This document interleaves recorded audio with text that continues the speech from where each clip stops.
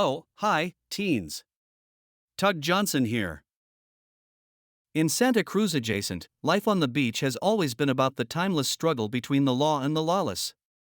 The beach patroller and the dawn patroller. The lifeguard and the surfer. And just when we thought the war of 1976 was over, it looks like the surfers have surged again. Yes, after decades of relative calm on Santa Cruz adjacent beaches, it looks like we've been invaded in our beds, and today, it's more hairy on the sand than ever. If you've not already heard about it on the internets, while my unit was enjoying some well-earned downtime, Tower 69 was burned to the ground overnight. And right as we are going into the busiest holiday weekend since Cinco de Mayo. Tower 69 has always been commanded by my unit, SPF 30. And many junior lifeguards have been groomed on this very beach. It's where I lost my junior lifeguarding virginity, don't you know? This was a well-timed attack because most surfers know that SPFers don't complete a daily training, or a walk of shame, before 10 a.m. And we haven't seen this level of destruction since my favorite ride, the log drop, was vandalized on the Santa Cruz adjacent boardwalk. It's no surprise they went after Tower 69. And it's no secret that this is the tower I have always sought mostest to protect. After all, it houses our spare floaties.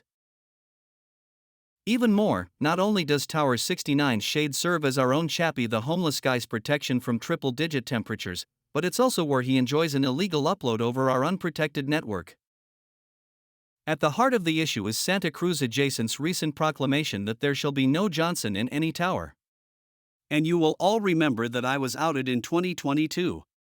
However, I've always said that I will continue to share my thoughts in this blog, and while I might get yanked, I won't be neutered. Thanks to the Santa Cruz Adjacent City Council, and their efforts to pander to those who insist that they know how to swim, and that riptides and sneaker waves are conspiracy theories, surfers now feel emboldened to surf outside the buoys.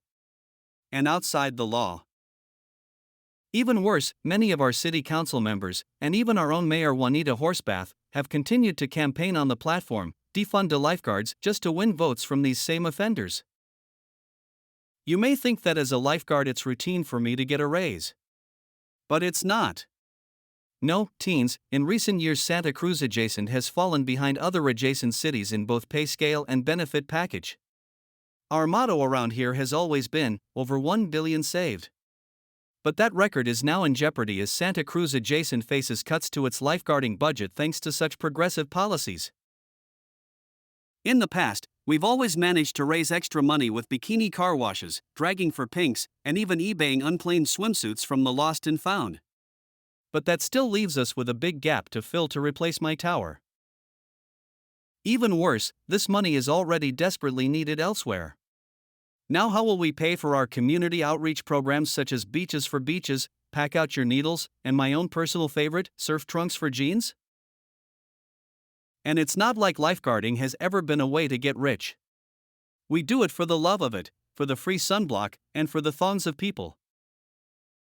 What the public just doesn't appreciate is that we've not had an uncontrolled fire on a Santa Cruz adjacent beach since 1978, during our lifeguard end of summer games, when we introduced naked firewalking.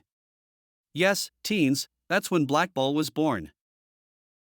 So remember, teens, never leave your personal items unattended. And don't ask what your lifeguards can do for you, but what you can do for your lifeguards. Until next time, this is Tug Johnson saying, ride the big one.